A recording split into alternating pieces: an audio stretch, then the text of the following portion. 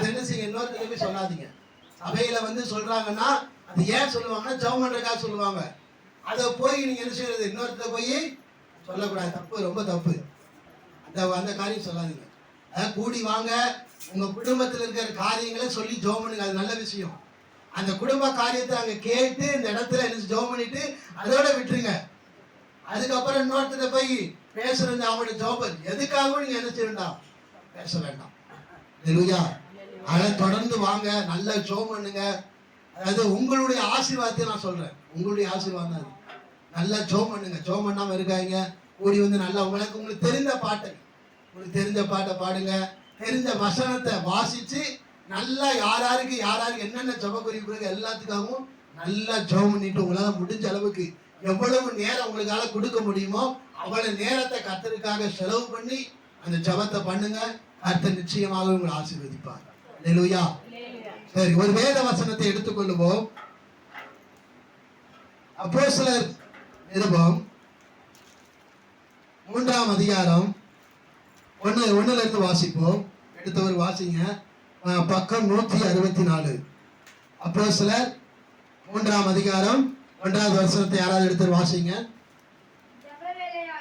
ஜெப வேளையாகிய 9ஆம் மணி நேரத்திலே பேதுருவும் யோவானும் தேவ ஆலயத்துக்கு போனார்கள்.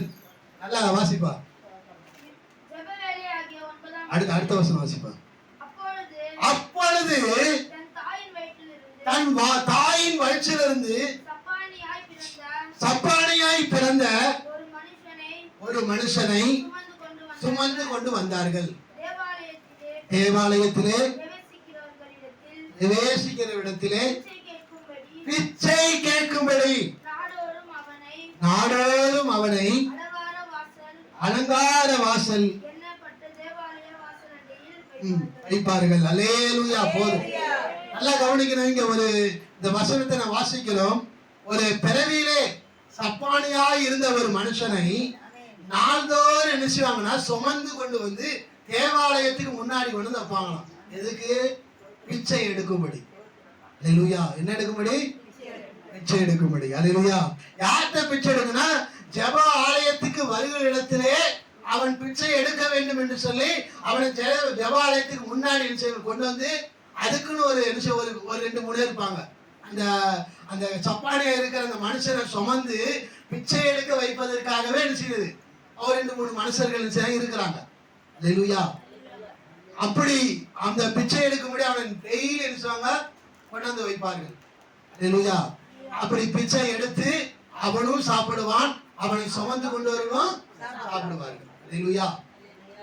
கர்த்தருக்கு ஸ்தோத்திரம். இப்படி கொண்டு வந்து தேவாலயத்தின் வாசல் என்றே கொண்டு வைத்தார்கள். அடுத்த வசனம் வாசிப்பா. 3வது வசனம். தேவாலயத்திலே பிரவேசிக்கிற பேதுருவையும் யோவானையும் அவன் கண்டு பிச்சை காட்டான். நல்லா கவனிக்கணும். இப்போ பேதுருவும் யோவானும் என்ன செய்றாங்க, அந்த ஆலயத்துக்குள்ள வராங்க. யார் வரா?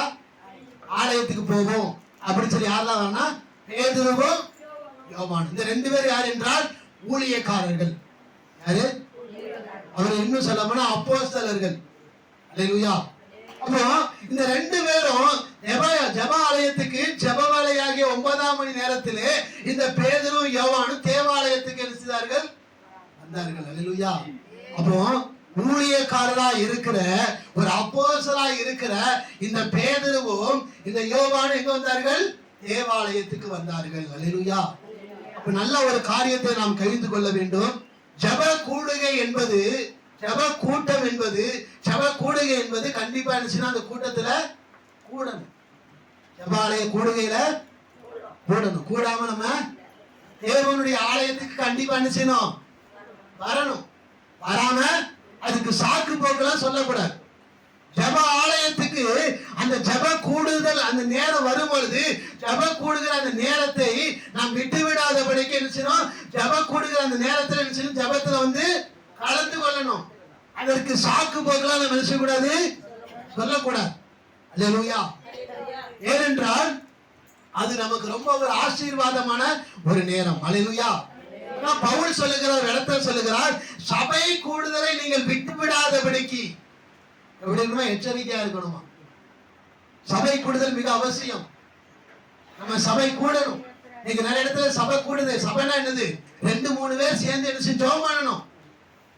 சபை என்றால் வாரத்துல ஒரு நாள் நாம் தேவனுடைய ஆலயத்துக்கு வந்து ஆராதிக்கிறோம், வெள்ளிக்கிழமை ஆராதிக்கிறோம், சிறப்பான கூட்டங்களா நடத்துகிறோம், இது வேற. ஆனாலும் நாம் என்ன செய்யணும்? ஆண்டு தினம் என்ன செய்யணும்? 2-3 பேர் சேர்ந்து என்ன செய்யணும்? ஜெபிக்கணும். அல்லேலூயா. அப்படி நாம் ஜெபிக்கிறதா இருக்கிறோமா? டெய்லி கூடி ஜெபிக்கணும். அப்படி கூடுவதற்கு யார் வரலையா? குடும்பத்துல இருக்கிறாங்க. குடும்பமாய் இன்றைக்கு ரட்சிக்கப்பட்ட குடும்பம் நிறைய இருக்கு. சில குடும்பம் தான் முழுவதும் ரட்சிக்கப்படாமல், ஒண்ணு பிள்ளைங்க ரட்சிக்கப்படுதா, பெற்றவங்க ரட்சிக்கப்படும், பெற்றவங்க ரட்சிக்கப்படுதா, பிள்ளைங்க ரட்சிக்கப்படும். ஆனா சில குடும்பங்கள் குடும்பமா ரட்சிக்கப்பட்டிருப்பாங்க. பிள்ளையும் ரட்சிக்கப்பட்டிருக்கும், பெற்றவர்களும் ரட்சிக்கப்பட்டிருப்பார்கள், மனைவியும் ரட்சிக்கப்பட்டிருப்பா, கணவன் ரட்சிக்க. ஆனா அப்படிப்பட்ட அந்த குடும்பத்துல கூட என்ன இல்ல? ஜெப கூடுதல் இல்ல. அல்லேலூயா. அப்ப ஜெப கூடணும். என்ன செய்யணும்? கூடி ஜெபம் பண்ணணும். வீட்டுல குடும்ப ஜெபம் ஒண்ணு இருக்கணும். அல்லேலூயா. அப்படி குடும்ப ஜெபம் பண்றீங்களா? குடும்பமா இருக்கிறவர்கள், குடும்பத்துல ரட்சிக்கப்பட்டவர்கள், இயேசுவை ஏற்றுக்கொண்டு இயேசுவை பின்பற்றுகிறவர்கள் குடும்பமா இருந்தீங்கன்னா குடும்ப ஜெபம் பண்ணணும். கண்டிப்பா பண்ணாம இருக்கு. அவங்க வரலையே இவங்க வரலையேன்னு சொல்லக்கூடாது. கொண்டு வரணும். கொண்டு வந்து உட்கார வச்சு ஜெபம் பண்ணணும். அல்லேலூயா. அப்ப குடும்ப ஜெபம் கண்டிப்பா செய்ய வேண்டும். இதெல்லாம் விட்டுருவோம். நல்லா கவனிக்கணும். இப்போ இந்த ஊழியக்காரரா இருக்கிற அப்போஸ்தலனாகிய பேதுருவும் அப்போஸ்தலனாகிய யோவானும் தேவாலயத்துக்கு வருகிறார்கள். அல்லேலூயா. இப்படி அவர்கள் வந்த பொழுது அவர்கள் சொல்லுகிற ஒரு வார்த்தையை வாசிப்பா. அடுத்த வசனம், 5வது வசனம் வாசிப்பா. அவன் அவர்களிடத்திலே ஏதாகிலும் கிடைக்கும் என்று எண்ணி அவர்களை நோக்கி பார்த்தான். அல்லேலூயா. அடுத்து வாசிப்பா. அப்பொழுது பேதுரு, வெள்ளையும் பொன்னும் என்னிடத்தில் இல்லை, என்னிடத்தில் உள்ளதை உனக்கு தருகிறேன். நசரேயனாகிய இயேசுவின் நாமத்தினாலே எழுந்து நட. அல்லேலூயா. நல்லா கவனிக்கணும். இந்த ஊழியக்காரர் என்று சொல்லப்படுகிற, இந்த அப்போஸ்தலர் என்று சொல்லப்படுகிற இந்த பேதுரு யோவானும் தேவாலயத்துக்கு வரும்பொழுது அங்கே பிச்சை கேட்கிற அந்த சப்பானியா இருக்கிற அந்த மனுஷன் அவரிடத்தில் என்ன செய்கிறான்? பிச்சை கேட்கிறான். அல்லேலூயா. அதாவது இந்த பேதுருவையும் யோவானையும் பார்த்த உடனே அவனுக்கு என்ன தோணுது? இவங்க இடத்துல என்ன இருக்கு? நிறைய இருக்கு போல. என்ன இருக்கு? நிறைய இருக்கு அப்படின்னு சொல்லி கேட்கிறாங்க. அப்படி கேட்கும் பொழுது அவர்கள் சொல்லுகிறார்கள், என்னிடத்தில் ஒன்றுமில்லை. அல்லேலூயா. நல்ல ஒரு ஊழியக்காரனுக்கு, நல்ல ஒரு ஊழியக்காரன், ஒரு உண்மையான ஒரு ஊழியக்காரன், ஒரு உண்மையான ஒரு அப்போஸ்தலன் என்றால் என்னிடத்தில் ஒன்றுமில்லை என்று சொல்றதா உண்மையான ஊழியக்காரன். அல்லேலூயா. ஊழியக்காரன் என்ன அர்த்தம்னா, நல்லா கவனிக்கணும். உண்மையிலே கர்த்தருக்காக ஒரு மனுஷன் ஊழியம் செய்கிறான் என்றால் அவன் எப்பொழுதும் என்ன சொன்ன? என்னிடத்தில் ஒன்றுமில்லை. அல்லேலூயா. அதாவது தன்னை வெளிப்படுத்தக்கூடாது. இதான் அதுக்கு அர்த்தம். அதாவது பணம் இருக்கலாம், பணம் இல்லைன்னு சொல்லக்கூடாது. பணத்தை வச்சுக்கிட்டே பணம் அது இல்லை, அதுக்கு நான் சொல்ல வரல. அதாவது என்னிடத்தில் ஒன்றும் இல்லைன்னா என்னால ஒண்ணு செய்ய முடியாதப்பா, எனக்குள்ள இருக்கிற இயேசுவால தான் முடியும் சொல்லி இயேசுவை வெளிப்படுத்துகிறது தான் உண்மையான ஊழியக்காரர்களுக்கு அர்த்தம். அல்லேலூயா. இன்னும் ஊழியக்காரன்னா என்ன அர்த்தம்? வேலைக்காரர்கள். என்னது? இன்னைக்கு அப்படி நாம யாராவது இருக்கோமா? ஊழியக்காரங்கன்னா இன்னைக்கு அவங்களுக்கு மதிப்பு மரியாதை அது உண்மைதான், அது வேண்டான்னு சொல்லல. மதிக்கிறோம், மரியாதை கொடுக்கிறோம், அது ஒரு பக்கம் இருந்தாலும் இதுதான் ஊழியக்காரன் நினைக்கிறோம். மதிப்பு கொடுத்தா தான், அதாவது அந்த மதிக்கிற ஸ்தானம் அது வேணும்னு சொல்லி நிறைய பேர் கேட்கிறாங்க. ஊழியக்காரங்க அவன் நினைச்சு விடாது, ஐயோ அவங்க வேலை பார்க்க கூடாது, அவங்க அதை செய்யக்கூடாது, இதை செய்யக்கூடாது, அவங்க ஊழியக்காரங்க அப்படின்னு சொல்லி ஜனங்க அவங்களை மதிக்கிறாங்க, அவங்களுக்கு கொடுக்கிற மரியாதை. ஆனா ஒரு உண்மையான ஊழியக்காரன் என்னென்றால் அவன் நான் ஒரு வேலைக்காரன், கிறிஸ்துவுக்கு நான் ஒரு வேலைக்காரன் என்று சொல்லி ஒரு வேலைக்கார ஸ்தானத்தில் இருந்துதான் நினைச்சணும் ஊழியம் செய்யணும். அவனுடைய ஸ்தானம் என்னது? வேலைக்காரனுங்கிற அந்த மைண்ட் இருக்கணும். அந்த எண்ணத்துல நாம் ஒரு மதிப்புக்குரிய ஒரு மனுஷங்கிற எண்ணத்தை நாம் இருக்கக்கூடாது. நான் ஒரு வேலைக்காரன். இப்போ ஒரு வீட்டுல ஒரு வேலைக்காரங்களை வச்சா அவங்களுடைய ஸ்தானத்தை விட்டு மேல போக மாட்டாங்க. அவங்க சாணத்தை விட்டு அந்த ஊழிய வேலைக்காரங்கன்னா அந்த வேலையை மட்டும்தான் செய்வாங்க. அந்த ஓனர், அந்த முதலாளி இருக்கிற ஸ்தானத்துக்கு போக முடியாது. இதுதான் வேலைக்காரனுக்கு அர்த்தம். அல்லேலூயா. இதுதான் வேலைக்காரனுக்கு அர்த்தமா இல்லையா? இந்த இதன்படிதான் வேலை செய்யணும். நம்ம ஊழியக்காரனா அதான் வேலை, ஊழியக்காரனா அதான் அர்த்தம். ஆனா இன்றைக்கு ஊழியக்காரங்கன்னா இப்படித்தான் இருக்கணும்னு சொல்லி, அதாவது நடைமுறை வாழ்க்கையில வேறு மாதிரியா கொண்டு வந்து விட்டார்கள். ஊழியக்காரனா இப்படித்தான் இருக்கணும்பா, அவங்க இப்படித்தான் இருக்கணும், அவங்க இந்த வேலை வாங்க கூடாது, அவங்க அந்த வேலை கூட, அவங்க ஜெபம் பண்ணிட்டே தான் இருப்பாங்க அப்படின்னு சொல்லி ஜனங்க மரியாதை கொடுத்தாங்க. இந்த மரியாதை இவங்க தவறா எழுதிதான் விட்டார்கள், பயன்படுத்தி விட்டார்கள். ஆனா நாம் ஒரு ஊழியக்காரனா இருந்தா நமக்கு எப்பொழுதும் ஒரு மைண்ட்ல இருக்கணும், நான் வேலைக்காரன். என்ன மைண்ட் இருக்கணும்? நான் வேலைக்காரன்பா, நான் வேலைக்காரன். இந்த மைண்ட் செட்ல தான் நம்ம எப்பொழுது இருக்கணும். இந்த மைண்ட் செட்டை விட்டு, இந்த சிந்தனையை விட்டு நான் போயிட்டாச்சுன்னா நமக்கு என்ன வந்து தெரியுமா? தான் என்கிற ஆணவம், மற்றவர்களை ஆளுகை செய்யக்கூடிய ஒரு பவர் நமக்கு வந்துடும். யாரையுமே நம்ம ஆளுகை செய்யக்கூடாது. ஒரு ஊழியக்காரனா இருந்தாலும், அந்த ஊழியக்கார சாணத்துல இருந்தாலும் வர்ற ஜனங்களை ஆளுகை செய்யக்கூடாது.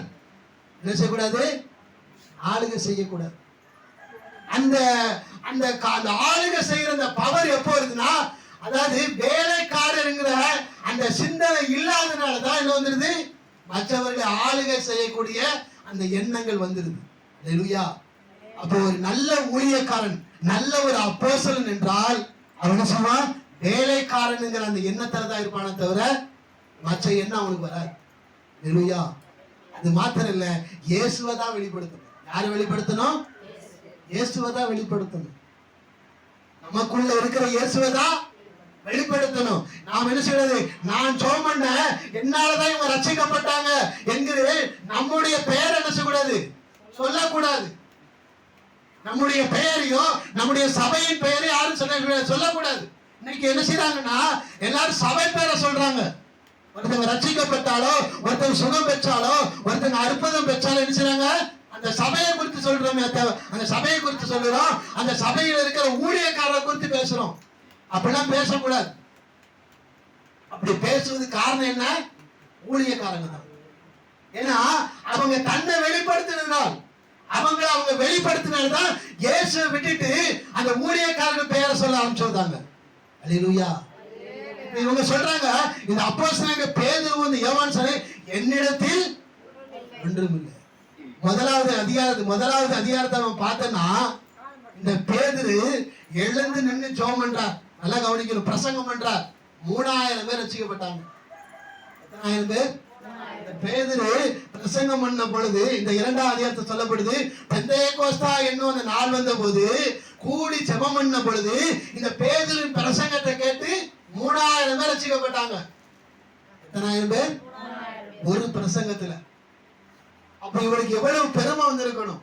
என்னால ஆண்டவர் எவ்வளவு ரட்சிப்பை செய்திருக்கிறார், எவ்வளவு அற்புதம் செய்திருக்கிறார் என்று சொல்லி அவருக்கு பெருமை வந்திருந்தா அவர் என்ன, அவர் பெருமையா பேசியிருக்கலாம். அவர் அதை பேசல. 3ஆவது சொல்லும் போது, என்னிடத்தில் ஒன்றும் இல்லை.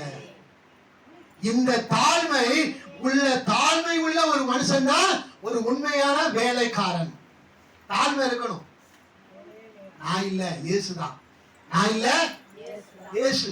எப்பொழுதுமே நாம் சொல்ல வேண்டும், ஒருத்தர் வந்து நம்ம குறித்து சாட்சி சொல்ல வராங்க. நம்ம சபையில சாட்சி சொல்ல வரும்போது, சபையை குறித்து அவங்க பெருமையா பேசினாலோ, இல்ல சபையில இருக்கிற பாஸ்டரை குறித்து பெருமையா பேசினா, அப்படி பேசாதீங்க.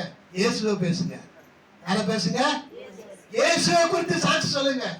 உங்களுக்கு இயேசுதான் அற்புதம் செய்தார், உங்களை இயேசுதான் ரட்சித்தார், இயேசுதான் உங்களுக்கு சுகத்தை கொடுத்தார், இயேசுதான் உங்களுக்கு ஆசீர்வதித்தார், ஆசீர்வதித்தார்னு சொல்லி இயேசுவை சொல்லுங்கன்னு சொல்லி கொடுக்கணும்.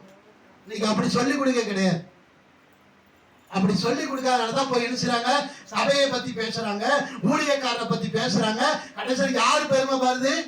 ஊழியக்காரங்க பேரும் சபையின் பேரு தான் நீங்க பெருமைப்படுது. இயேசுவின் பேரு பெருமைப்படல. இதான் உண்மை. அல்லேலூயா. அப்ப இது உண்மையான அப்போஸ்தலனுக்கு அடையாளம் கிடையாது. இது உண்மையான ஊழியக்காரனுக்கு அடையாளம் கிடையாது. நம்ம கொண்டு ஆண்டவர் அற்புதம் செய்யத்தான் செய்வார், அதிசயங்கள் செய்யத்தான் செய்வார். ஆனா நாம் சொல்றது யார சொல்லணும்? இயேசுவை சொல்லணும். அல்லேலூயா. நம்ம முன்னாடி யாராவது வந்து சாட்சி நம்மளை பத்தி சொன்னாங்கன்னா அப்படி சொல்லாதீங்க, இயேசுவை பத்தி சொல்லுங்க. சொல்லி கொடுக்கணும். நீங்க அப்படி சொல்லி கொடுக்கலாம் கிடையாது. மெனக்கெட்டு என்ன கூப்பிட்டு நீங்க அற்புதம் நடந்தது சொல்லுங்கன்னு சொல்லி மைக்க கையில கொடுத்து என்ன செய்யறோம்? சொல்றோம். அவங்க என்ன சொல்ற? நான் இந்த கூட்டத்துக்கு வந்தேன், ஆண்டவர் எனக்கு சுகத்தை கொடுத்தார். இந்த ஆலயத்துக்கு வந்ததுனாலதான் எனக்கு சுகம் கிடைச்சது. இந்த ஊழியக்காரர் எனக்கு ஜெபம் பண்ணதுனாலதான் எனக்கு என்ன கிடைச்சது? சுகம் கிடைச்சது. இந்த சகோதரர் எனக்கு ஜெபம் பண்ணதுனாலதான் எனக்கு சுகம் கிடைச்சதுன்னு சொல்லி அவங்க என்ன செய்றாங்க? அப்படியே சாட்சி சொன்ன உடனே இவங்க என்ன செய்றாங்க? சரின்னு சொல்லி அனுப்பிடுறாங்க. அப்படி அனுப்பக்கூடாது. சொல்லணும். இயேசுவை சொல்லுமா? யாரும் சொல்லுங்க? இயேசு. இப்படி சொல்லி கொடுக்கணும். இப்படி சொல்லி கொடுக்க யாரும் இல்ல. அப்படி சொல்லி கொடுக்க யாரா இருந்தா இன்னைக்கு பெருமை யார பேசுவாங்க? ஆண்டவரை பேசுவாங்க. இன்னைக்கு ஆண்டவர் மகிமைப்படல. எல்லா இடத்திலையும் ஒரு சபைதான் மகிமைப்படுது, ஒரு ஊழியக்காரர் தான் மகிமைப்படுறாரே தவிர இயேசு எங்கேயுமே மகிமைப்படல. பார்த்திருக்கீங்களா? சாட்சி டிவில எல்லாம் சாட்சி கேட்கிறோம், அதெல்லாம் கேட்டு பாருங்க. அந்த ஊழியத்தை பத்தி சொல்லுவாங்க, அந்த ஊழியக்காரரை பத்தி தான் சொல்லுவாங்க தவிர இயேசுவை பத்தி வாயே திறக்க மாட்டாங்க. அல்லேலூயா. அது ஒரு உண்மையான ஊழியக்காரருக்கு அடையாளம் கிடையாது. ஒரு உண்மையான ஊழியக்காரருக்கு அடையாளம் தான் என்னிடத்தில் ஒன்றுமே இல்லை, எல்லாம் இயேசு. அல்லேலூயா. நம்முடைய வாழ்க்கையிலையும் நமக்கு என்ன அற்புதம் நடந்தாலும் சரி நாம சொல்லணும், இயேசுதான் சொல்லணும். நான் ஜெபம் பண்ணேன், இத்தனை மணி நேரம் நான் ஜெபம் பண்ணேன், இவ்வளவு நேரம் முழங்கால் படிட்டு இருந்தேன், இவ்வளவு நேரம் நான் பாஸ்டிங் இருந்தேன், அதனாலதான் கர்த்தர் எனக்கு செய்தான்னு சொல்லக்கூடாது. அல்லேலூயா. ஒரு மனுஷன் கிரிகளினால் நீதிமானாக முடியாது. அல்லேலூயா. நாம் செய்கிற கிரிகளினால் நாம் நீதிமானாய் மாற முடியாது. தேவனுடைய கிருபையினாலதான் நாம் நீதிமானாய் மாற முடியும். அல்லேலூயா. அது நல்லா தெளிவா தெரிஞ்சுக்கணும். அதனால நம்ம எந்த இடத்துல போய் எங்க போய் நம்ம சாட்சி சொன்னாலும் இயேசுதான் எனக்கு அற்புதம் செய்தான். அந்த சபையை குறித்தோ அந்த ஊழியக்காரரை பத்தியே நம்ம பேச கூடாது. இதான் உண்மை. அல்லேலூயா. இப்படி இந்த பேதுரு இந்த யோவான் சொல்றார்கள், என்னிடத்தில் ஒன்றுமே இல்ல. என்ன செய்யணும்? என்னிடத்துல ஒண்ணு இருக்கு. என்ன இருக்குன்னா இயேசு இருக்குடா. இருக்கா? இயேசுவின் நாமம் இருக்கு. அந்த நாமத்தை சொல்லி சொல்றாங்க. என்ன சொல்றாங்கன்னா 7ஆம் வசனம் 6ஆம் வசனம் வாசிப்பா. 7ஆம் வசனம் வாசிப்பா. சரி, 6ஆம் வசனத்தை வாசி. அப்பொழுது பேதுரு வெள்ளையும் பொன்னும் என்னிடத்தில் இல்லை, என்னிடத்தில் உள்ளதை உனக்கு தருகிறேன். நசரேயனாகிய இயேசுவின் நாமத்தினாலே எழுந்து நட என்று சொல்லி, அடுத்து வாசி. பிடித்து தூக்கி விட்டான். பலம் கொண்டது. குதித்து எழுந்து நடந்தான். அல்லேலூயா. இயேசுவை நாம் வெளிப்படுத்தும் பொழுது, இயேசுவின் நாமத்தை நாம் சொல்லும் பொழுது நமக்கு அற்புதம் நடக்கும். அல்லேலூயா. உங்களுடைய வாழ்க்கையில அற்புதம் நடக்கணுமா? நீங்க சுகம் பெறணுமா? இயேசுவின் நாமத்தை சொல்லுங்க. ஊழியக்காரங்களாம் பார்க்காதீங்க. அல்லேலூயா. இயேசுவின் நாமத்தை அறிக்கையிடுங்க. இயேசுவை கூப்பிடுங்க. இயேசுவையே சொல்லுங்க. இயேசு சொன்னாதான், இயேசுவாலதான் செய்ய முடியும், அற்புதம் செய்ய முடியும். இயேசு இல்லாம அற்புதம் கிடையாது. அல்லேலூயா. இது யாருக்கு தெரிஞ்சிருக்கு? பேதுருவுக்கும் யோவானுக்கும் தெரிஞ்சிருக்கு. அல்லேலூயா. பேதுரு யோவான் சொல்லி இருக்கலாம். முந்தின அதிகாரத்துல பேதுருவை கொண்டு ஆண்டவர் அவ்வளவு அற்புதம் செய்தார். அப்ப பேதுரு சொல்லிருக்கலாம், நீ என் நாமத்தை சொல்லு, என் நாமத்தினால 3000 பேர் ரட்சிக்கப்பட்டதை நீங்க பார்த்திருப்பீங்க. அதனால என்ன செய்யுங்க, நீங்க என்ன பெருமைப்படுத்த சொல்லிருக்கலாம். சொல்லலையே. எனக்குள்ள இருக்கிற இயேசுவை சொல்லுங்க. இயேசுவின் நாமத்துல தான் விடுதலை, இயேசுவின் நாமத்துல தான் சுகம், இயேசுவின் நாமத்துல தான் உன் வாழ்க்கையில் அற்புதம் நடக்கும் என்று சொல்லி இயேசுவின் நாமத்தை சொன்னார்கள். அந்த நாமத்தினால என்ன செய்தான்? குதித்து எழுந்தான். அல்லேலூயா. பிறவியிலே ஒருத்தன் சப்பானியா இருந்தான். எப்படின்னா பிறவியிலே சப்பானி. எப்படி இருந்திருக்கும் வாழ்க்கையை யோசிச்சு பாருங்க. பிறவியிலே அவன் சப்பானியா இருக்கிறான். அவனுக்கு எவ்வளவு வேதனையா இருந்திருக்கும். அவன் பிச்சை எடுக்க வருவதற்கு முன்னாடி நல்லா கவனிக்கணும், ஒரு குறிப்பிட்ட வயசு வந்தவர் தான் பிச்சை எடுக்க வந்திருப்பாங்க. ஒரு ஒண்ணு ஒரு 2 வயசு 3 வயசு இப்படி ஒரு வயசா மாறி இருக்கணும். அந்த வயசு வரைக்கும் அந்த பிள்ளை என்ன செஞ்சிருப்பாங்க, எவ்வளவு கேவலமா நினைச்சிருப்பாங்க. அது பிச்சை எடுத்ததுக்கு அப்புறமும் கேவலமா தான் நினைப்பாங்க. பிச்சை எடுக்கனா நல்லா நினைப்பாங்களா? யாராவது பிச்சை எடுத்து ரோட்ல போனா நம்ம கேவலமா பாக்குறாங்களா இல்ல நல்ல விதமா பாக்குறோமா? கேவலமா தான் பார்ப்பாங்க. அல்லேலூயா. அப்படி அவனுடைய நிலைமை அவ்வளவு கேவலமாய், அப்படி தள்ளப்பட்ட ஒரு நிலைமையிலே அவருடைய வாழ்க்கையை யோசித்து பாருங்க. பிச்சை எடுக்கக்கூடிய அந்த மனுஷன் பிச்சை எடுக்கிறான் ஒரு பக்கம், இன்னொரு பக்கம் 2 கால் இல்ல. யோசித்து பாருங்க, 2 கால் கிடையாது, அவன் பிச்சை வேற எடுக்கிறான். அவனுக்கு எவ்வளவு வேதனை இருந்திருக்கும், எவ்வளவு கஷ்டம் இருந்திருக்கும், எவ்வளவு கண்ணீர் இருந்திருக்கும், எவ்வளவு கவலை இருந்திருக்கும். அல்லேலூயா. நமக்கு இப்படிலாம் கிடையாது. நமக்கு இப்படி நிலைமை இருக்கா? இல்லையே. நமக்கு இப்படி நிலைமை இல்லை. ஆனாலும் கர்த்தரை துதிக்க கிடையாது. அதாவது ஆண்டவர் நமக்கு நல்ல பலன் கொடுத்திருக்கிறார், நல்ல தைரியத்தை கொடுத்திருக்கிறார், நல்ல நம்பிக்கையை கொடுத்திருக்கிறார், நம்மை ஆதரிக்கும்படி சில மனிதர்களை கர்த்தர் நமக்கு கொடுத்திருக்கிறார். ஆனாலும் நமக்கு என்ன இருக்கு? இல்லாத குறிச்சு வருத்தப்படுது, இல்லாத நினைச்சு கவலைப்படணும். என்னத்துக்கு? இவனுக்கு இல்ல, 2 கால் இல்ல, பிச்சை எடுக்கிறான். அவனுக்கு எவ்வளவு கேவலமா இருக்கும், எவ்வளவு அவமானப்படுத்தி இருப்பார்கள், எவ்வளவு நிந்தனை வந்திருக்கும்.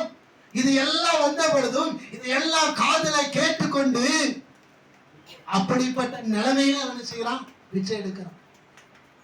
அல்லேலூயா. வாழ வேண்டும், என்ன செய்யணும்? வாழணும், வேற வழி இல்லை அப்படின்னு சொல்லி பிச்சை எடுக்கிறான். அப்படி பிச்சை எடுக்கிறவனுடைய வாழ்க்கையை கர்த்தர் மாற்றினார். அல்லேலூயா. அந்த தேவன் தான் நம்மோடு கூட இருக்கிறார். நம்முடைய வாழ்க்கையும் மாற்றுவார், நமக்கும் அற்புதம் செய்வார். நம்முடைய வாழ்க்கையில நாம் எதையும் நடக்க முடியல, என்னால வாழ முடியலையே அப்படிங்கிற ஒரு கவலையோடு எண்ணத்தோடு இருக்கிறோமா, நம்மளாலையும் வாழ முடியும் சொல்லி கர்த்தர் சொல்லுகிறார். அல்லேலூயா. இன்னைக்கு நிறைய பேர் வாழ முடியவில்லை என்று சொல்லி தற்கொலை செய்து கொள்ளுகிறார்கள். இல்ல, நம்மளால வாழ முடியும். இயேசு நம்ம கூட இருக்கிறதுனால நம்மளால வாழ முடியும். அல்லேலூயா. நம்முடைய தேவன் வாழ வைக்கிறவர். நம்முடைய தேவன் சாகடிக்கிறவர் கிடையாது. நம்முடைய தேவன் யாரையும் சாகடிக்க மாட்டார். வாழ வச்சுதான் அழகு பார்ப்பார், தவிர சாகடிச்சு பார்க்க மாட்டார். அதனால நல்லா தெரிஞ்சுக்கோங்க, நம்முடைய தேவன் நல்லா வாழ வைப்பார். அல்லேலூயா. அதனால நம்முடைய வாழ்க்கையில ஒருவேளை நம்முடைய ஏதாவது நடக்க முடியாத பிரச்சனைகள், நம்மளால முடியாத அளவுக்கு, நம்மளால இனி அவ்வளவுதான் முடியாது அப்படிங்கிற ஒரு நிலைமையில நாம் காணப்படுகிறோமா, அந்த நிலைமையிலிருந்து கர்த்தர் நம்மளை மாற்ற போகிறார். கர்த்தருடைய நாமம் நம்மளை மாற்ற போகிறது. அல்லேலூயா. அதனால இயேசுவின் நாமத்தை சொல்லுங்க, தன்னை எதையும் சொல்லாதீங்க. இயேசுவின் நாமத்தை என்ன செய்யுங்க? அறிக்கை செய்யுங்க. இயேசுவின் நாமத்தை அறிக்கை செய்ய இயேசுவின் நாமத்தை சொல்ல சொல்ல நம்முடைய வாழ்க்கையில அற்புதம் நடந்து கொண்டே இருக்கும். அல்லேலூயா. இயேசுவின் நாமத்தை விட்டுறாதீங்க. அல்லேலூயா. இந்த மனுஷன் அப்படி பரவியிலே சப்பாடியா இருந்த அந்த மனுஷன் பிச்சை கேட்கிறான். அந்த பிச்சை கேட்கிற அந்த மனுஷன் என்ன செய்தான்? எழுந்து குதித்து என்ன செய்தானா? ஆலயத்துக்கு பிரவேசித்தான். அல்லேலூயா. எவ்வளவு பெரிய அற்புதம் பாருங்க, எவ்வளவு பெரிய காரியத்தை கர்த்தர் செய்தார். மனுஷன் உண்மையிலே அவன் எதிர்பார்த்திருப்பானா? அவன் கேட்டது என்னது? பிச்சை. ஏதாவது, அதாவது ஒரு பணம் நமக்கு கிடைக்காதா? 2 பணம் நமக்கு கிடைக்காதா? ஒரு 10 ரூபாய் நமக்கு கிடைக்காதா? ஒரு 100 ரூபாய் நமக்கு கிடைக்காதா? அப்படின்னு சொல்லி அவன் எதிர்பார்த்து ஏதாவது ஒரு பணம் நமக்கு சாப்பிடுவதற்கு, நாம் வாழ்வதற்கு ஒரு பணமாவது ஒரு சாப்பாடாவது நமக்கு கிடைக்குமான்னு சொல்லி அவன் என்ன செய்யறான்? ஒரு எதிர்பார்ப்பு. அவனுடைய எதிர்பார்ப்பு என்னது? தன்னுடைய பசி ஆறுவதற்கு, சாப்பிடுவதற்கு. அவனுடைய எதிர்பார்ப்பு சாப்பிடுவதற்கு தான். வேற என்ன எதிர்பார்ப்பு இருக்கும்? பெரிய நல்லா, அதாவது பிச்சை எடுத்து நல்லா அப்படி பெரிய பங்களாலாம் வாங்க முடியாது. அவருடைய எதிர்பார்ப்பு சின்ன காரியம் தான். அல்லேலூயா. பிச்சை எடுக்கிறது எவ்வளவு கஷ்டம் தெரியுமா? இன்னைக்கு நிறைய பேர் பிச்சை எடுக்கிறாங்க. எத்தனை பேர் திட்டுவாங்க தெரியுமா? கேவலமா பேசுவாங்க. அதெல்லாம் காதல வாங்கிட்டு தான் பிச்சை எடுக்கிறாங்க. ரொம்ப, அதாவது கொடுக்கிறோமோ இல்லையா, அது 2வது விஷயம். ஒன்னும் சொல்லாமையா இருக்கணும். அவங்களை அப்படி பேசுறது. அல்லேலூயா. ஆனா இந்த மனுஷன் எவ்வளவு சங்கடப்பட்டிருப்பான், எவ்வளவு கஷ்டப்பட்டிருப்பான். அப்படிப்பட்ட ஒரு மனுஷனுக்கு ஆண்டவருடைய நாமம் விடுதலை கொடுத்தது. அந்த மனுஷனுடைய வாழ்க்கையை மாறிடுச்சு. பிச்சை எடுக்க வாழ்க்கை போயிடுச்சு. 2 காலம், அந்த 2 காலம் ஊனம், 2 காலம் இன்றைக்கு ஆண்டவர் கொடுத்தார். ஹல்லேலூயா. அந்த கால்கள், 2 கால்கள் என்ன செய்தது? 2 காலால அவனை நிற்க முடியாது. அந்த 2 காலால ஓட முடியாது. கால் இருந்தாதான் நடக்க முடியும். என்ன சொல்லுவோம்? சுவர் இருந்தாதான் சித்திரம் வரைய முடியுமா? அப்ப 2 கால் இருந்தாதான் நடக்க முடியும். 2 காலம் இல்ல. அப்படிப்பட்ட அந்த மனுஷனை நடக்கும்படி கர்த்தர் செய்தார். நம்முடைய வாழ்க்கையிலையும், நம்முடைய ஆவிக்குரிய வாழ்க்கையில நாம் கால் இல்லாதவங்க இருக்கிறோமா? இந்த நாள்ல நமக்கு 2 கால்களை கர்த்தர் கொடுத்து நம்முடைய ஆவிக்குரிய வாழ்க்கையை சரி பண்ணுவார். அல்லேலூயா. இன்னைக்கு நிறைய பேர் சரீர பிரகாரமும் நடக்க முடியல. நிறைய பேரால ஆவிக்குரிய பிரகாரம், ஆவிக்குரிய வாழ்க்கையில பரிசுத்தமாய் வாழ முடியல. பரிசுத்தமாய் வாழ முடியாம இன்னைக்கு நிறைய பேர் தவிக்கிறாங்க. ஆனா இன்றைக்கு கர்த்தர் அற்புதம் செய்ய போகிறார். அல்லேலூயா. இயேசுவின் நாமம் நம்மை நடக்க முடியாத நம்மை நடக்கும்படி செய்யும். அல்லேலூயா. அப்படிப்பட்ட ஒரு அற்புதத்தை செய்வார். அந்த மனுஷன் குதித்து, அந்த வசனத்தை வாசிக்கிறேன், 8வது வசனம். அவன் குதித்து எழுந்து நின்று நடந்தான். அல்லேலூயா. குதிச்சு எழுந்து நின்று நடந்தான். அல்லேலூயா. நிறைய காரியம் இருக்கு. நிறைய காரியத்தை சொல்லிக்க எனக்கு நேரம் இல்லை. அதனால சுருக்கமாய் சொல்லுகிறேன். இயேசுவின் நாமம் தான் நம்மளை வாழ வைக்க முடியும். நம்ம வாழனா இயேசுவின் நாமம் இல்லாம வாழ முடியாது. அது ஆவிக்குரிய வாழ்க்கையா இருந்தாலும் சரி, சரீர பிரகாரமான வாழ்க்கையா இருந்தாலும் சரி, கடவுள் இல்லாம நம்மளால வாழ முடியும். தெரிஞ்சுக்கோங்க, நல்லா தெரிஞ்சுக்கோங்க. நம்ம யாரை கொண்டு நம்மளால வாழ முடியாது. இங்க இந்த மனுஷனை சுமந்து கொண்டு போவார்களாம். சுமந்து கொண்டு ஒருவேளை 2 பேர் போயிருக்கலாம். அந்த மனுஷனை தூக்கிட்டு ஒருத்தர் தூக்கிட்டு போயிருக்க முடியாது. ஒருவேளை வெயிட்டா இருந்தா 2 பேர் தூக்கிட்டு போயிருப்பாங்க. அந்த மனுஷனை தூக்கிட்டு போக அந்த ஆள் இல்லைன்னா அவன் போயிருக்க, பிச்சை எடுக்க போயிருக்க முடியுமா? முடியாது. அப்போ இன்றைக்கு உலகத்துல ஒரு மனுஷனை சார்ந்துதான் இன்னொரு மனுஷன் வாழ்றான். இல்லையா? இப்ப குழந்தை இருக்கு, சின்ன குழந்தை இருக்கு. அந்த குழந்தை கூட இன்னொருத்தரை சார்ந்துதான் அந்த குழந்தை வாழுமே தவிர அது சுயமா வாழ முடியுமா? முடியாது. குழந்தை இருக்குன்னா அந்த குழந்தை நல்லா வளருனா இன்னொருத்தரை சார்ந்தா இருந்தா தான் செய்ய முடியும், வளர முடியும். இல்லைன்னா வளர முடியாது. அதே போலதான் இன்றைக்கு எல்லா மனுஷர்களும் யாரையாவது சார்ந்துதான் செய்ய முடியுது, வாழ முடியுது. அல்லேலூயா. அப்படிப்பட்ட ஒரு நிலைமைக்குள்ள இன்றைக்கு மனுஷர்கள் மாத்திரம் இல்ல, கர்த்தரை விசுவாசிக்கிற நாமும் தள்ளப்பட்டு விட்டோம். அல்லேலூயா. இன்னொருத்தரை சார்ந்துதான் என்ன செய்யறோம், வாழ்ந்து கொண்டிருக்கிறோம். அல்லேலூயா. நம்ம சார்ந்திருக்கிற நாம் என்ன செய்யறோம்னா, இன்னைக்கு நிறைய நேரங்கள் என்ன செய்யறோம்னா, நாம் யாரை சார்ந்திருக்கிறோமோ அவர்களை முழுமையாய் நம்பி விடுகிறோம். இன்னைக்கு நம்ம செய்யற தப்புலாம் நிறைய இருக்கு. ஒருத்தரை சார்ந்து வாழ்வதே தப்புதான். சார்ந்து வாழ்வது இல்லாம அவரை முழுமையா செஞ்சிடும், நம்ப ஆரம்பித்து விடுதோம். இது அடுத்த தப்பு. ஒருத்தரை சார்ந்து வாழ்வது தப்பு. 2வது, இந்த சார்ந்து வாழ்கிற நபரை என்ன செய்யறோம், முழுமையா நம்பி இருந்தோம். இதான் இன்னைக்கு 2வது தப்பு பண்றோம். இந்த தப்பு நம்ம பண்ணக்கூடாது. நாம யாரை சார்ந்து இருக்கணும்? ஆண்டவரை மட்டும்தான் சார்ந்து இருக்கணும். அல்லேலூயா. நம்ம இயேசுவை சார்ந்துதான் என்ன செய்யணும். நம்ம ஊழியம் செய்தாலும் யாரை சார்ந்து ஊழியம், இயேசுவை சார்ந்த ஊழியம் செய்யணுமே தவிர அங்க வருகிற அந்த ஜனங்களை சார்ந்து செய்யக்கூடாது, ஊழியம் செய்யக்கூடாது. காணிக்கை கொடுக்கிறவர்களை சார்ந்து செய்யக்கூடாது, ஊழியம் செய்யக்கூடாது. ஊழியம் செய்தாலும் சரி, நம்ம குடும்பத்தை நடத்தினாலும் சரி, யாரை சார்ந்து செய்யணும், இயேசுவை சார்ந்து. நம்மளை யாரை சார்ந்து, இயேசுவை ஏற்று கொண்டு இருக்கிறோம். ரட்சிக்கப்பட்டிருக்கிறோமா இல்லையா? ரட்சிக்கப்படாதவர்கள் சார்ந்து இருக்கிறாங்க, அது வேற விஷயம். அது நமக்கு தேவையில்லை. நான் ரட்சிக்கப்படாதவர்களை குறித்து பேசல. ரட்சிக்கப்பட்ட நாம் யாரை சார்ந்து இருக்கணும், யாரை சார்ந்து இருக்கணும்? எந்த சூழ்நிலையும் அப்பா அம்மாவையோ, மனைவியோ, கணவனையோ, பிள்ளைகளையோ, உற்சாக உறவினர்களோ, இல்ல ஊழியக்காரரையோ, சபையையோ, எந்த காரியத்தை சார்ந்து நாம் நினைச்சக்கூடாது, வாழக்கூடாது. நாம் சார்ந்து வாழ வேண்டிய ஒரே ஒரு நபர் என்றால் அது இயேசு கிறிஸ்து ஒருவர் தான். அப்படி இயேசுவை சார்ந்து நாம் வாழ்ந்தால் நம்முடைய குடும்பத்துல அனுதினமும் அற்புதம் நடக்கும். அல்லேலூயா. நம்முடைய குடும்பத்துல அனுதினமும் அற்புதம் நடக்குங்க. நம்முடைய குடும்பத்துல அனுதினமும் அதிசயம் நடக்கும். காரணம் என்ன? இயேசுவை சார்ந்து வாழும் பொழுதுதான். இங்க கவனிங்க, யாரை சார்ந்து வாழணும்? இயேசுவை சார்ந்து வாழணும். இயேசுவை சார்ந்தாதான் உங்களுக்கு அற்புதம். இயேசுவை சார்ந்து வாழ்ந்தாதான் உங்களுக்கு சுகம். இயேசுவை சார்ந்து வாழ்ந்தாதான் உங்களுக்கு ஆசீர்வாதம். இயேசுவை சாராமல் மற்ற மனுஷர்களை, நம்ம கூட இருக்கிற மனுஷர்களை சார்ந்து வாழ்ந்தால் நமக்கு அற்புதம் கிடையாது, நமக்கு ஆசீர்வாதம் கிடையாது. இயேசுவை சார்ந்து வாழுங்க, இயேசுவை நம்புங்க.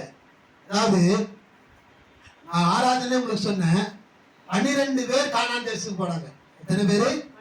12 பேர் போனாங்க. நல்லா கவனிக்கணும். இந்த 12 பேர் போய் அந்த 12 பேர்ல 10 பேர் வந்து என்ன செஞ்சாங்கன்னா அந்த தேசத்துல உண்மையிலே நடந்து கொண்டிருந்த ஒரு காரியத்தை சொன்னாங்க. அந்த தேசத்துல மனிதர்கள்லாம் பயங்கரமான அரக்கர்கள், அப்படிப்பட்ட மனிதர்கள் வாழ்றாங்க. அந்த தேசத்துல அதாவது ரொம்ப அதாவது அவர்கள் எதிர்பார்த்தபடி அந்த தேசம் கிடையாது. எதிர்பார்த்தபடி தேசம் இல்ல. அந்த 10 பேர் என்ன சொன்னார்களோ அப்படித்தான் அந்த தேசம் இருக்கு. ஆனா அதுல 2 பேர், யோசேப்பு, காலேப்பு, இந்த 2 பேர் என்ன சொன்னாங்கன்னா அந்த தேசம் நல்ல தேசம், அது நல்ல தேசம் தான், பாலும் தேனும் ஓடுகிற தேசம் தான்.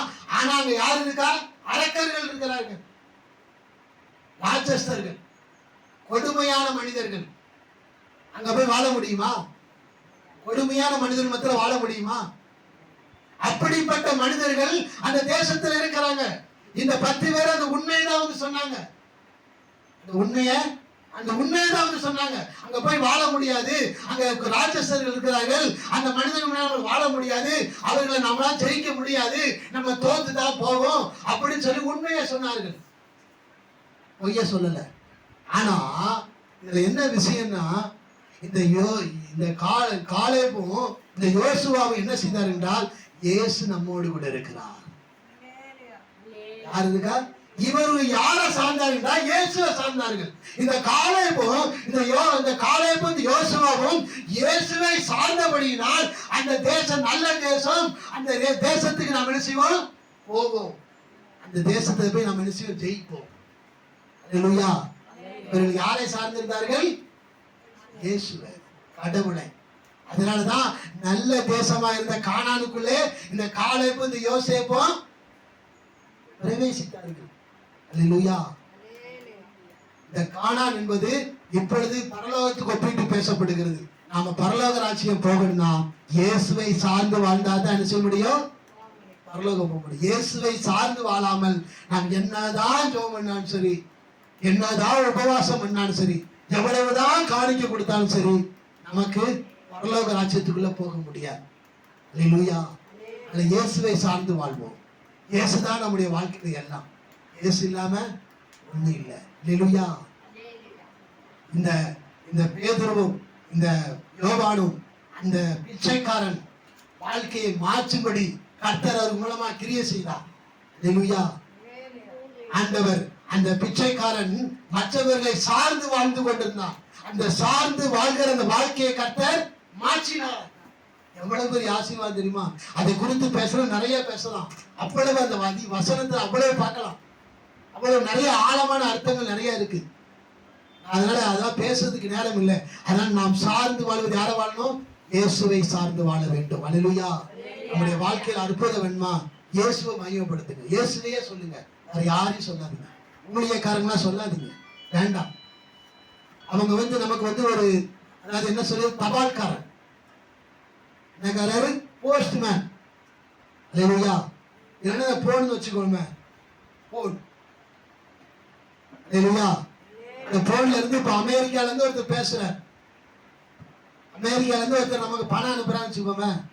நம்ம யாருக்கு நன்றி சொல்லுவோம்? போனுக்கு நன்றி சொல்லுவோமா? பணம் அனுப்புன அந்த அமெரிக்கால இருக்கிற அந்த மனிதருக்கு நன்றி சொல்லுவோமா? அமெரிக்கால இருக்கிற அந்த மனிதருக்கு தான் நன்றி சொல்லுவோம். இந்த போனுக்கு சொல்லுவோமா? இந்த போன் தான் யாரு? ஊழியக்காரங்க. நல்லா தெரிஞ்சுக்கோங்க, ஊழியக்காரங்க யாரு? இந்த போன் தான். ஆனா நமக்கு பணம் அனுப்புனது யாரு? அமெரிக்கால இருக்கிற அந்த மனிதர். அவருக்கு நன்றி சொல்றது போல நமக்கு அற்புதம் செய்கிறதே அந்த போன் மூலமாய், நமக்கு அந்த ஊழியக்காரர் மூலமா நமக்கு அற்புதம் செய்கிறாரு இயேசு. நம்ம ஒரு சபைக்கு போறோமா, அந்த சபையின் மூலமாய் கர்த்தர் நமக்கு என்ன செய்கிறார்? அற்புதம் செய்கிறார். ஒரு ஜெப கூட்டத்துக்கு போகிறோமா, அந்த ஜெப கூட்டத்தின் மூலமாய் இயேசு தான் நமக்கு என்ன செய்கிறார்? அற்புதம் செய்கிறார். அப்ப நம்ம யாருக்கு நன்றி சொல்லணும்? இயேசுக்கு தான் சொல்லணும். ஊழியக்காரருக்கு சொல்லக்கூடாது, இல்ல அந்த சபைக்கு சொல்லக்கூடாது, இல்ல அந்த கூட்டத்தை நான் சொல்லக்கூடாது. அல்லேலூயா. இதை தெளிவா நாம் தெரிஞ்சு கொள்ளணும். இதைத்தான் இந்த அப்போஸ்தலனாகிய பேதுரு யோவான் சொல்ல, என்னிடத்தில் ஒன்றுமில்லை, என்னிடத்தில் இருக்கிறது ஒன்றே ஒன்றுதான், அது இயேசுவின் நாமம் மாத்திரம்தான். அந்த நாமத்தினால நீ எழுந்து நட. உடனே எழுந்து நடந்தார்கள். அல்லேலூயா. நம்முடைய வாழ்க்கை இயேசுவை சார்ந்து இருக்க வேண்டும். அல்லேலூயா. அதனால நாம் இயேசுவின் நாமத்தை சொல்லுவோம். நாமத்தை சொல்லும் பொழுது நமக்கு அற்புதம் நடக்கும். அல்லேலூயா. இயேசுவின் நாமம் என்றால் என்ன என்பதெல்லாம் குறித்து நிறைய காரியம் இருக்கு. நம்ம அதை வரக்கூடிய நாளே கர்த்தருக்கு சித்தமானால் அதை குறித்து நாம் பார்ப்போம். கர்த்தர் நம்மை ஆசீர்வதிப்பார். அல்லேலூயா. யாரை சார்ந்து வாழணும்? இயேசுவை சார்ந்து வாழணும். எல்லாரும் ஒப்பு கொடுப்போமா? எல்லாரும் ஒப்பு கொடுப்போம். இயேசுவை சார்ந்து வாழும்படி எல்லாரும் ஒப்பு கொடுங்க. இயேசுவே, இதுவரைக்கும் மனுஷர்களை சார்ந்திருந்தால் அதெல்லாம் விட்டுருங்க. இதுவரைக்கும் அப்படிப்பட்ட வாழ்க்கை இருந்துச்சா? இந்த மனுஷனுடைய வாழ்க்கையில அவன் மனுஷரை சார்ந்துதான் வாழ்ந்தான். இன்றைக்கு இயேசுவின் நாமத்தினாலே அவன் அற்புதத்தை பெற்றுக் கொண்டானோ, அன்றைக்கே தேவனை சார்ந்து வாழ்கிற ஒரு மனுஷனாய் மாறிவிட்டான். அதே போல நம்முடைய வாழ்க்கையும் நம்முடைய ஊழியமும் இயேசுவை சார்ந்ததாய் மாற வேண்டும். ஒப்பு கொடுங்க. இயேசுவை சார்ந்ததாய் மாறட்டும். நம்முடைய ஆவிக்குரிய வாழ்க்கை இயேசுவை சார்ந்த வாழ்க்கை மாறட்டும். ஒப்பு கொடுங்க. இயேசுவை சார்ந்த வாழ்க்கையா நம்முடைய வாழ்க்கை மாறட்டும். எல்லாரும் ஒப்பு கொடுங்க. உங்க குடும்பத்தில் அற்புதம் நடக்கணுமா? உங்க வாழ்க்கையில அற்புதம் நடக்கணுமா? நீங்க சுகம் பெறணுமா? நீங்க அற்புதங்களை பெறணுமா? உங்களுக்கு சமாதானம் வேணுமா? இயேசுவின் நாமத்தை அறிக்கை செய்யுங்க. இயேசுவே, எனக்கு அற்புதத்தை செய்யும், உம்மாலதான் ஆகும் ஆண்டவரே என்று சொல்லி ஒப்பு கொடுங்க. எல்லாரும் ஒப்பு கொடுங்க. இயேசுவின் நாமத்தை சொல்லுங்க. இயேசுவே, நான் உண்மையே சார்ந்து வாழ்வேன்ப்பா. இயேசுவே, நான் உண்மையே சார்ந்து வாழ்வேன் ஆண்டவரே. அப்பா, இதுவரைக்கும் மனுஷர்களை சார்ந்து வாழ்ந்திருந்தால் என்னை மன்னித்து விடும். நான் உண்மையே சார்ந்து வாழும்படியாக எனக்கு கிருபை செய்யுங்க ஆண்டவரே.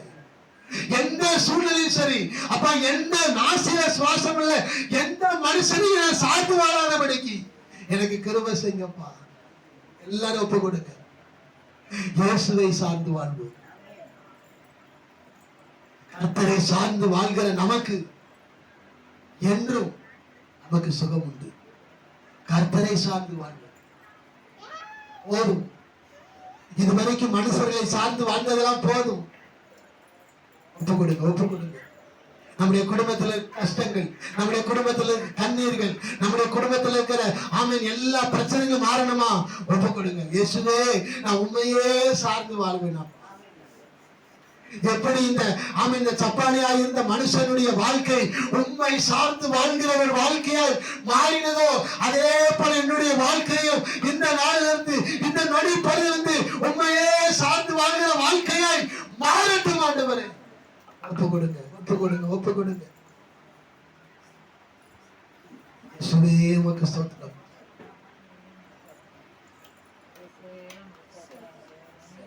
ஹல்லேலூயா, ஹல்லேலூயா, ஹல்லேலூயா. எல்லாரும் அப்படியே ஒப்பு கொடுங்க. கொஞ்ச நேரம் ஜெபம் பண்ணுங்க. இயேசுவை சார்ந்து பெரிய ஒரு காரியம். ஒப்பு கொடுங்க, ஒப்பு கொடுங்க. நம்முடைய ஆசீர்வாதத்துக்கு இதுவரைக்கும் தடையா இருந்ததுதான். மனுஷர்களை சார்ந்து வாழ்ந்ததுதான் தடையா இருந்துச்சு. இன்னைக்கு ஒப்பு கொடுங்க. ஒரு இந்த கால வேளையிலே, இந்த ஆராதனை வேளையிலே மனுஷரை சார்ந்து வாழ்கிற இந்த வாழ்க்கை போகட்டும்.